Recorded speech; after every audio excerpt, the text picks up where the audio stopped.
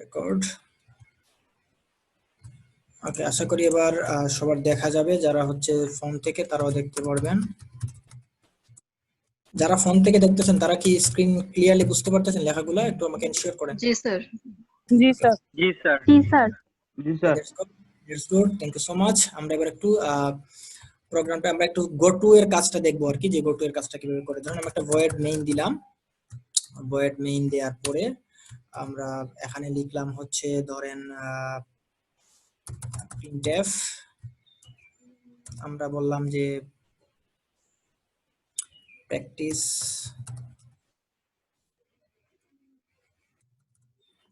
Practice spelling তো ভুল লিখছি মনে হয়, আচ্ছা ভুল থাক সেটা, প্র্যাকটিস প্রোগ্রাম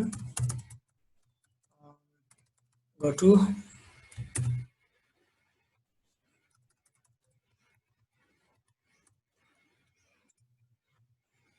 এই লাইনটা প্রথমে আমাদের প্রিন্ট করবে মনে করেন। এটা প্রিন্ট করার পরে আমরা আচ্ছা এটুকু প্রিন্ট করার পরে আমরা যেটা কাজ করতে চাই যে আমরা এই জায়গা থেকে একটা লেবেল আমরা ক্রিয়েট করি। ধরেন আমি এখানে লিখলাম গো টু, লেবেলের নাম দিলাম মনে করেন যে L1, আপনাদের L1 এই নামটা দিলাম। এবার এর নিচে আবার একটা প্রিন্টএফ লিখলাম। প্রিন্টএফ এর ধরুন আমি এখানে লিখলাম হচ্ছে test1, test line 1 new line, আবার এই কথাটাই লিখলাম প্রিন্টএফ, আমরা দিলাম হচ্ছে টেস্ট লাইন 2।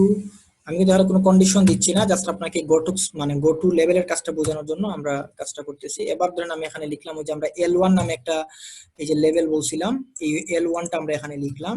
L1 দিয়ে আমরা জানি লেভেল ক্রিয়েট করতে হলে কোলন দিতে হয়, তো L1 দিয়ে কোলন দেওয়ার পরে আমরা এখানে লিখলাম ধরেন এখানে আমরা একটা প্রিন্টএফ লিখলাম।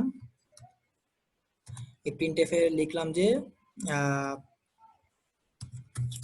ওয়েলকাম টু L1 লেভেল, এই কথাটা মনে করে আমরা দেখতে চাই, একটা নিউ লাইন দিলাম।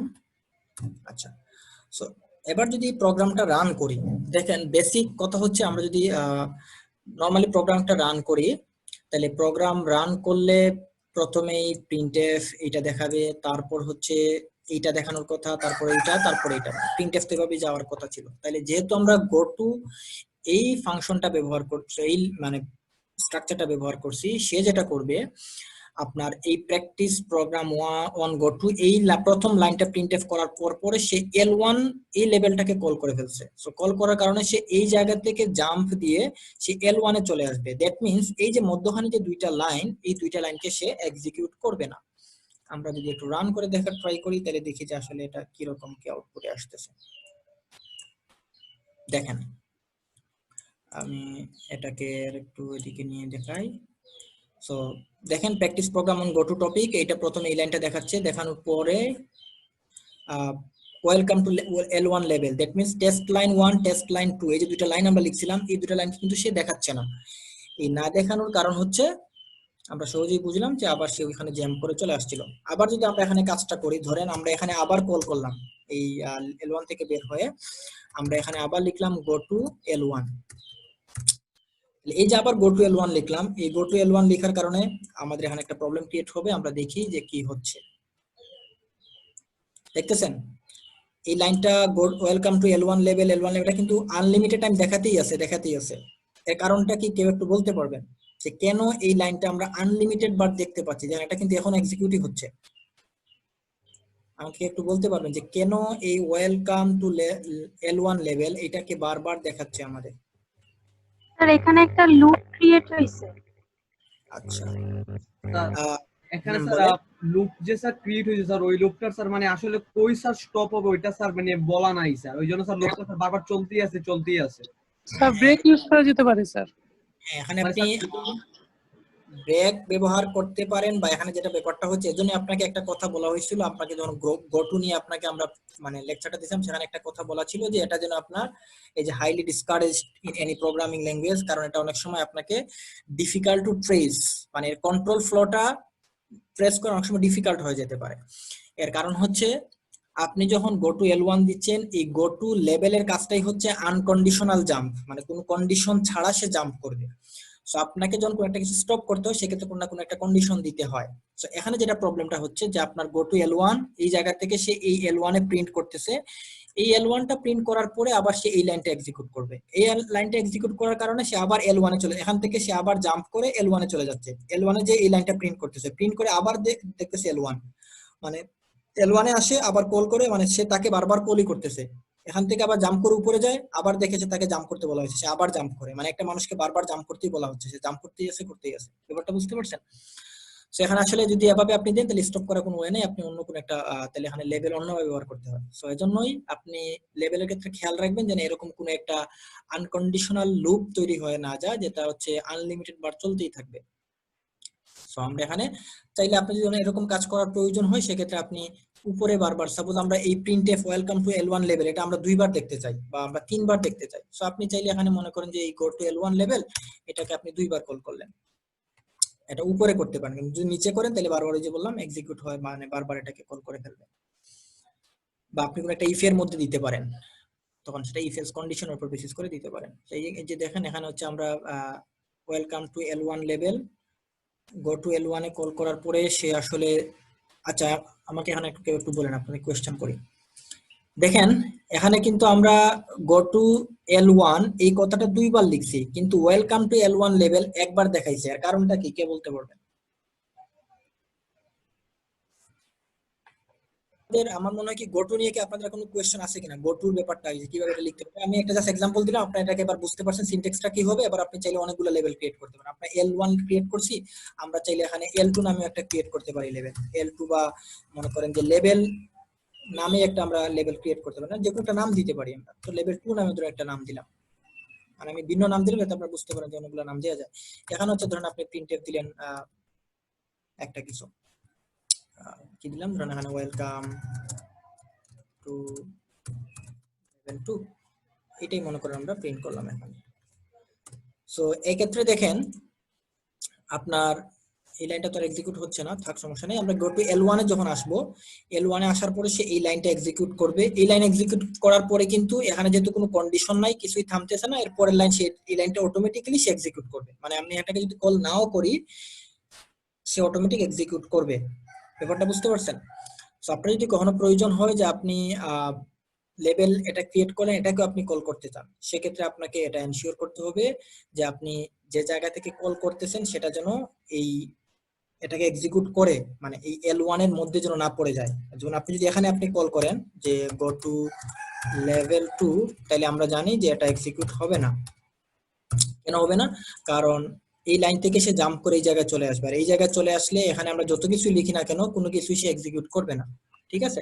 তো আপনি এখানে যারা মনে করতে পারেন যে আমরা এটাকে এভাবে লিখতে পারি যে একটা ধরেন ইফ ভেরিয়েবল নিলাম, ইফ কন্ডিশনের মধ্যে আমরা একটা ইন্টিজার টাইপের ভেরিয়েবল মনে করেন যে a নিলাম, a ইকুয়াল টু 1 দিলাম, আমরা স্ক্যানএফ করে নিই এটাকে, তাহলে আর একটু সহজ হবে program. Scanf %d address of a, তারপর হচ্ছে ইফ যদি a ইকুয়াল টু 1 হয় তাইলে হচ্ছে আমরা গো টু লেভেল 1 এ যাব, গো টু L1, আর যদি এলস হয় তাইলে আমরা যাব হচ্ছে গো টু লেভেল 2 তে। ঠিক আছে? সো এবার যদি দেখেন আমাদের আচ্ছা আপনারা বলেন যে এই প্রোগ্রামের আউটপুট কি হবে, সেটা হচ্ছে আপনারা আমাকে চ্যাট বক্সে লিখে দেন প্রাইভেট মেসেজে, যে এই প্রোগ্রামটা রান করলে আউটপুটে কি আসবে সেটা আপনারা একটু প্রত্যেকে লিখে দেন। করে যে রেকর্ডিং, হ্যাঁ দেখেন আপনাদের এক একজন, আচ্ছা আমি দেখা যাচ্ছে না স্যার কনসোল দেখা যাচ্ছে কনসোল দেখা যাচ্ছে না স্ক্রিন দেখা যাচ্ছে না স্যার। ওকে শেয়ার দিচ্ছি এটা। তো দেখেন এবার প্রোগ্রাম রান করার পরে আপনারা এক একজন এক এক জিনিস দিবেন আনসার। ওকে ফাইন, এবার দেখেন যে আসলে আপনারা যে আনসার দিবেন তার সাথে এটার কোনো মিল নেই, মানে কেউই এই আনসারটা দেন নাই যে welcome to L1 level, welcome to level 2, এই দুইটাই আসবে। এখন কেউ কি আমাকে ব্যাখ্যা করতে পারবেন যে কেন এর মান 1 হওয়ার পরেও L1 লেভেল এবং লেভেল 2 দুইটা লাইনই প্রিন্টএফে আসলো? কেউ কি ব্যাখ্যা করে বলতে পারবেন?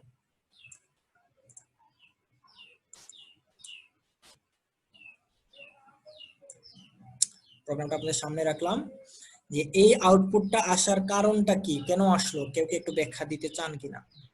স্যার এখানে কি স্যার ব্র্যাকেটের কোনো কাজ আছে স্যার? আসলে স্যার প্রোগ্রাম রান করে মানে কোড বক্সে করে নেই স্যার, ওইজন্য স্যার একটু হ্যাঁ, problem- কোড বক্সে তো কোনো বই না। স্যার লেভেল 2 টা L1 এ পড়েছিল সেজন্য আসছে। That's good. লেভেল 2 টা হচ্ছে L1 এর পরে আসছে। আপনারা জানেন যে লেভেল গো টু বললে সে জাম্প করে, জাম্প করা মানে হচ্ছে তার পরের লাইনগুলো থেকে স্কিপ করে ওই লেভেলে চলে যায়। সো আমরা যখন দেখতেছি এর মান 1 নিলাম, 1 নেওয়ার পরে গো টু L1 এ যাচ্ছি, দেখেন গো টু L1 এ যদি আমরা যাই তাহলে সে এই জায়গায় চলে আসবে, মানে এই এটুকু সে দেখাচ্ছে না, এটুকু তো নরমালি দেখাবে না ইফে আসলেও। সো L1 এ আসলো, আসার পরে সে ওয়েলকাম টু L1 লেভেল এই লাইনটা প্রিন্ট করলো, করার পরে যেহেতু এখানে আর কোনো কন্ডিশন নাই, কিছুই নাই, সে তো 1 বাই 1 লাইন এক্সিকিউট হতেই থাকবে। সো পরের লাইন লেভেল 2 এটা প্রিন্টএফ, এই লাইনটা সে নরমালি এক্সিকিউট করে যাচ্ছে। বাট আপনি পার্থক্যটা বুঝতে পারবেন, আমি যদি এটাকে এর মান 2 ধরে বা 1 না দিয়ে যদি অন্য কিছু দিয়ে আমরা প্রিন্ট করি, সেক্ষেত্রে দেখেন আমাদের আউটপুটটা একটু ভিন্ন আসবে। মানে লেভেল 2 তে যদি আমরা জাম্প করি, ধরেন আমরা দিলাম হচ্ছে এখানে এর মান দিলাম হচ্ছে 3 বা 2, অন্য একটা ভ্যালু দিলাম, এক্ষেত্রে দেখেন শুধু ওয়েলকাম টু লেভেল 2 এই কথাটা লিখে আসতেছে। এর কারণটা হচ্ছে আপনি এই জায়গা থেকে জাম্প করে ডিরেক্টলি লেভেল 2 তে আসছেন, আর লেভেল 2 এর পরে কিন্তু আর কোনো লাইন নেই। যদি আপনি এখানে আরো কোনো লাইন থাকতো, আর যদি কোনো কিছু লেখা থাকতো, সেই লাইনটাও তখন সে প্রিন্ট করতো। সরি, আচ্ছা, ওকে, টেস্ট। সো দেখেন এই লাইনটা কিন্তু যেহেতু 1 বাই 1 এর মধ্যখানে কোনো কিছু করি নাই, কোথাও জাম্প করি নাই, কোনো কন্ডিশন দেই নাই, সো 1 বাই 1 সে আসলে ট্রেস করে যাবে। জাস্ট এগুলোর কাজ হচ্ছে জাম্প করা। জাম্প করতে গেলে মধ্যখানে যদি আমরা এখানে যদি আর কিছু লাইন লিখি, এখানে একটা প্রিন্টএফ দেই, এখানে আমরা একটা প্রিন্টএফ দিলাম, ধরেন হচ্ছে এখানে কি লেখা যায়, সেকশন ধরেন 2G and 2I। এবার দেখেন আমরা যদি আবার A1 এর মান 1 ও দেই, তাও কিন্তু এই লাইনটা এক্সিকিউট হবে না। যদি আমরা এর মান 5 দেই, তাও এই লাইনটা এক্সিকিউট হবে না। মানে এই লাইনটা আসলে কখনোই এক্সিকিউট হবে না। এর কারণটা হচ্ছে যদি এর মান 1 হয় তাহলে L1 এ জাম্প করে আসবে, আর L1 এ জাম্প করলে এই মধ্যখানে কোনো লাইন এসে দেখতেছে না, L1 এ চলে আসবে, এখান থেকে পরের কাজ শুরু করবে। আবার যদি এর মান 1 না দিয়ে 5 4 10 যে কোনো ভ্যালু দেই, সেক্ষেত্রে এলস এ চলে আসবে, আর এলস এ চলে আসলে এই জায়গা থেকে সে লেভেল 2 তে জাম্প করে যাবে। তো লেভেল 2 তে জাম্প করলে আসলে মধ্যখানে কোনো কিছু দেখবে না, সে লেভেল 2 এসে এক্সিকিউট করবে এরপরে লাইনটুকু। বুঝতে পারছেন? সো এবার যদি আমরা রান করি এবং এর মান যদি আমরা 2 দেই, তাহলে দেখেন টেস্ট লেখাটা আসছে। বুঝা গেছে? সো আশা করি গো টু এর কনসেপ্ট আপনাদের ক্লিয়ার। গো টু নিয়ে যদি আপনাদের কোনো কোয়েশ্চন থাকে করতে পারেন। ধরেন আমরা লিখবো হচ্ছে একটু আগে যেটা লিখছিলাম, a ইকুয়াল টু 1, এটা হোয়াট চিহ্ন। যদি এটা ট্রু হয় তাহলে আমরা একটা প্রিন্টএফ করব। প্রিন্টএফে আমরা বলবো যে হচ্ছে ইকুয়াল টু 1,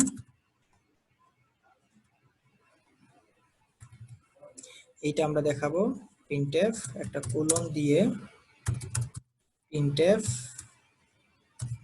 আচ্ছা এখানে ধরেন আমরা নট ইকুয়াল টু দেখাবো, জাস্ট দেখে ট্রাই করে এটা হয় কিনা। এটা ইয়েস, 1 ইকুয়াল টু 1, ঠিক আছে। সো দেখেন এখন কিন্তু এক্সিকিউট হচ্ছে, আগেরটা এক্সিকিউট না হওয়ার কারণ হচ্ছে ওই যে বললাম যে আমাদের গো টু লেভেল ক্রিয়েট করার সময় একটা কোলন দিয়ে থাকি, ওই কোলনের সাথে এই কোলনের একটা ক্লেশ হয়ে যাচ্ছিল, যে কারণে সে আসলে বুঝতেছিল না যে সে লেভেলের কাজ করতেছে নাকি গো টু এর কাজ করতেছে, সেজন্য আগের বার এরর পাইছিলাম আর কি। সো আমরা এই কাজটা, এই এক লাইনে যে কাজটা করছি, এই কাজটা কিন্তু আমরা ইফ এলস দিয়ে করতে গেলে আমাদের 4 লাইন ব্যবহার করতে হতো। কিরকম? এই কাজটা যদি আমরা ইফ এলস এ করতে যাই, সেম কাজটা, তাইলে দেখেন আমাদের এরকম লেখা লাগতো যে ইফ a ইকুয়াল টু 1, যদি এটা ট্রু হয় তাহলে আমরা এখানে একটা প্রিন্টএফ লিখতাম, যে এই কথাটাই প্রিন্টএফে লিখতাম এবং এখানে একটা কোলন দিতাম এবং বলতাম এলস হলে, এই যে এই এলস হলে এই প্রিন্টএফটা ব্যবহার করতাম।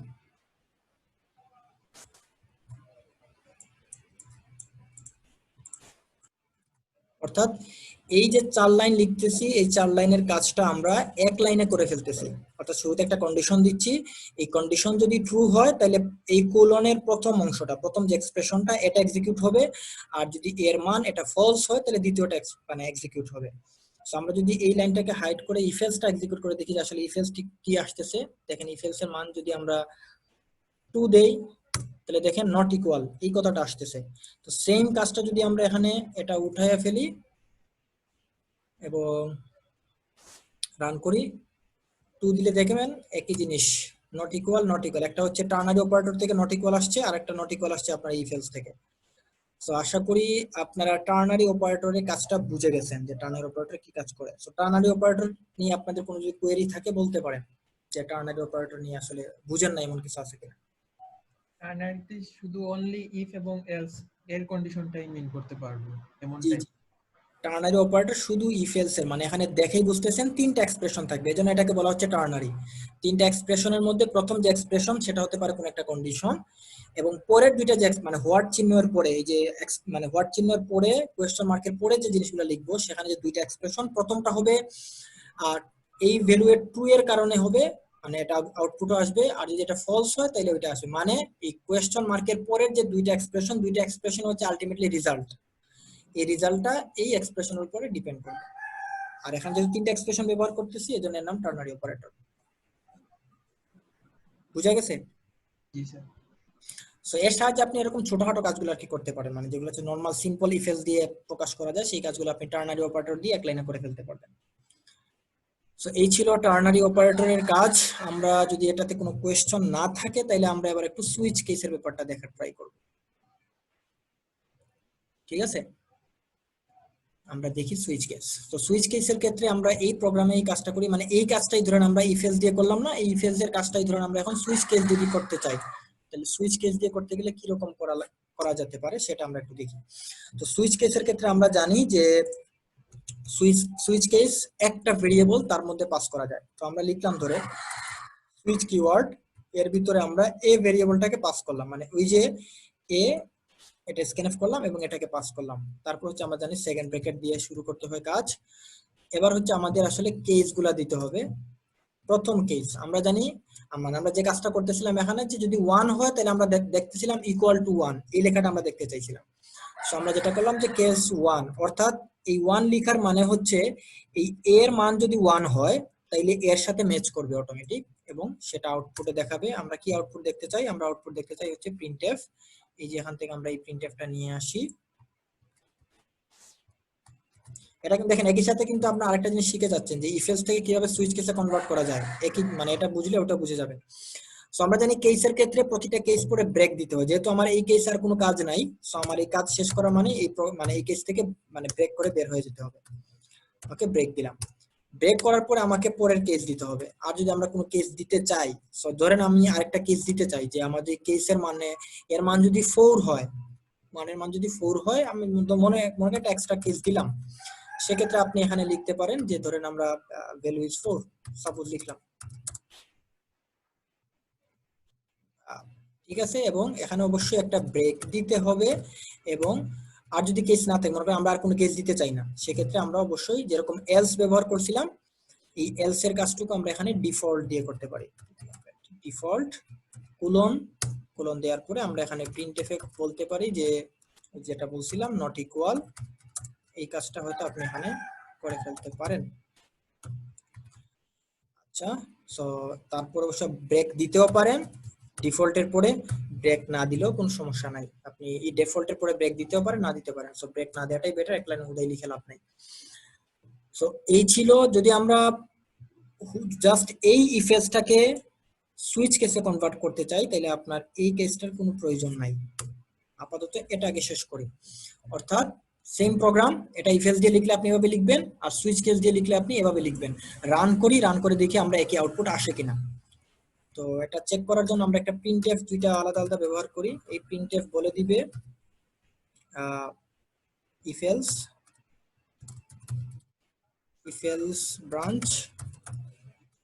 ব্রাঞ্চের কাজ হচ্ছে এখানে আমরা উপরে যেটা কাজ করব আউটপুট দেখব, সেখানে আমরা একটা প্রিন্টএফ দিয়ে বলে দিই এটা হচ্ছে সুইচ কেসের ব্রাঞ্চ, মানে জাস্ট আমাদের আউটপুটটা বোঝার সুবিধার্থে এটাকে আমরা লিখতেছি। ওকে, সো এখানে লিখলাম হচ্ছে মানে কোনটা ব্রাঞ্চের কি আউটপুট আসতেছে সেটা দেখা আর কি, আর কিছুই না। সো আমরা রান করলাম, রান করার পরে ধরেন আমরা ভ্যালু এর মান দিলাম 1, দেখেন 1 দেওয়ার কারণে সুইচ কেস ব্রাঞ্চের রেজাল্ট আসছে ইকুয়াল টু 1। যখন আমরা একটা নিউ লাইন দেই, নিউ লাইন না দেওয়ার কারণে এটা সেম হয়ে যাচ্ছে, এক লাইনে চলে আসছে সব।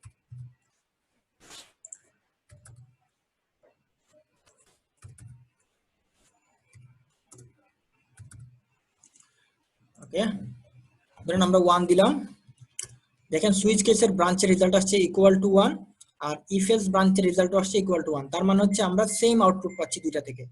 যদি আমরা এখানে 1 না দিয়ে a এর মান যদি আমরা ধরেন এখানে আমরা অন্য একটা ভ্যালু দিলাম, মনে করেন 5 দিলাম, দেখেন 5 দেওয়ার কারণে সুইচ কেসও বলতেছে নট ইকুয়াল, ইফ এলস বলতেছে নট ইকুয়াল, মানে আমরা একই আউটপুট পাচ্ছি দুইটা থেকে। সো আমরা দুইটা কাজই করতে পারি। সো আমরা এটা যদি বুঝি, আমরা আশা করি এখানে যদি আমরা আরেকটা কেস যেটা আমরা একটু আগে দিছিলাম সেই কেসটা যদি আমরা দেওয়ার ট্রাই করি, মানে মনে করুন আমার একটা অপশন চলে আসছে, আমরা একটা কেস দিতে চাই, সেক্ষেত্রে যে 4 দিলাম, 4 দিয়ে আমরা একটা প্রিন্টএফ দিলাম, প্রিন্টএফে বললাম যে ধরেন ভ্যালু ইজ 4, এই কথাটাই লেখা দেখাবো, জাস্ট আমি স্যাম্পল একটা ভ্যালু দেখাচ্ছি। ওকে, সো এক্ষেত্রে যদি হয় তাইলে আমরা যদি রান করি যদি আমরা 4 দেই, দেখেন সুইচ কেস আমাকে দেখাচ্ছে ভ্যালু ইজ 4। এই যে সুইচ কেসের এর মান যেহেতু 4, কেস 1 এর সাথে ম্যাচ করে নাই, কেস 4 এখানে 4 এবং এর মানও 4, যেহেতু 4 4 ম্যাচ করছে, ম্যাচ করার কারণে এখানে আমরা একটা ইয়া দেই নাই। দেখেন এখানে ব্রেক না দেওয়ার কারণে রেজাল্টটা কি আসছে, ব্রেক না দেওয়ার কারণে কিন্তু নট ইকুয়াল। এই যে সুইচ কেস ব্রাঞ্চের ভিতরেই দেখেন ভ্যালু ইজ 4 নট ইকুয়াল দুইটা লাইনে প্রিন্ট করতেছে। এই দুইটা লাইনে প্রিন্ট করার ব্যাপারটা হচ্ছে অনেকটা যে গো টু লেভেলের মতো ছিল, ওই ব্রেক না দেওয়ার কারণে এখানেও ঠিক সেই কাজটাই হচ্ছে, পরের লাইনটা এক্সিকিউট হয়ে যাচ্ছে অটোমেটিক। ঠিক আছে, সেজন্য আমরা একটা ব্রেকটা দিয়ে দিলাম যাতে পরের লাইনটা এক্সিকিউট না হয়। এবার যদি 4 দেই তাহলে দেখেন একটা লাইন জাস্ট ভ্যালু ইজ 4 এই লাইনটাই আসছে শুধু আউটপুটে। এবং এক্ষেত্রে আমি আপনাকে যদি বলি যে আমরা যদি এই সেম কাজটা ইফ এলসে করতে চাই, যেমন এখন ইফ এলসে কিন্তু রেজাল্ট আসছে নট ইকুয়াল, এখন ধরুন আমি ইফ এলসও দেখতে চাই যে এর মান 4 দিলে লেখা আসবে ভ্যালু ইজ 4, সেক্ষেত্রে আমাকে ইফ এলসে কি লিখতে হবে আপনি যদি একটু বলেন কেউ একজন, যে আমরা এখন ইফ এলসে আসলে কোন জায়গায় চেঞ্জটা করব বা কিভাবে চেঞ্জটা করব। মানে এই যা কাজটা করছি সেম কাজটা ইফ এলসও করতে চাই, কি করতে হবে? স্যার এখানে স্যার একটা as if ইউজ যোগ করতে হবে স্যার। আচ্ছা, এলসিফ নাকি ইফ এলস কোনটা ব্যবহার করব? এলসিফ শিওর সবাই? জি স্যার। এটা ব্যবহার করলে হবে না? না স্যার, এটা ব্যবহার করলে কেন হবে না বলেন তো? এলসে কন্ডিশন দেওয়া যায় না। দ্যাটস গুড, এলসে কন্ডিশন হয় না, দ্যাট মিন্স আমাকে ইফ এলস ব্যবহার করতে হবে। আর এখানে আমরা নেস্টেড ইফ এলস কেন ব্যবহার করি নাই, কেন এলসিফে গেলাম, নেস্টেড ইফ এলসে যাই নাই কেন, কে বলবেন? স্যার এখানে তো স্যার এরকম কোনো কন্ডিশন নাই যে স্যার 1 এর যদি 1 হয় তারপরে গিয়ে যাতে 4 হয়, এরকম কোনো কন্ডিশন ছিল না আর কি, মানে ইন্টারনাল কোনো কন্ডিশন মানে ছিল স্যার না, একটার সাথে আরেকটা রিলেটেড না। এখানে আনরিলেটেড তো। ব্যাপারটা ছিল মানে যদি এরকম হতো কন্ডিশনের ভিতরে কন্ডিশন, তাইলে আমরা নেস্টেড ইফ এলসে যেতাম। আর যেহেতু এখানে কন্ডিশনের ভিতরে কন্ডিশন না, জাস্ট হচ্ছে নরমালি একটা আপনার কি বলা যায় যে অপশন দিচ্ছে আমাকে, দুইটা অপশন দিচ্ছে যে 1 হলে এই কাজ, যদি 1 না হয় তাহলে 2 হলে 4 হলে ওই কাজ, আর যদি 1 এবং 4 কোনোটাই না হয় তাহলে তুমি আরেকটা কাজ, মানে তিনটা অপশন আপনাকে দিচ্ছে। সো যেখানে অপশন থাকলে আমরা জানি এলসিফ এ চলে যাব डायरेक्टली। সো আমাদের এই কন্ডিশনটা হবে a = 4 এবং এখানে আমাদের এই যে প্রিন্টএফ, যেহেতু আমরা যেটা দেখতে চাচ্ছিলাম সেখানে আমরা সেই প্রিন্টএফটা যদি আমরা এখানে দেই, সেটা হচ্ছে ভ্যালু ইজ 4।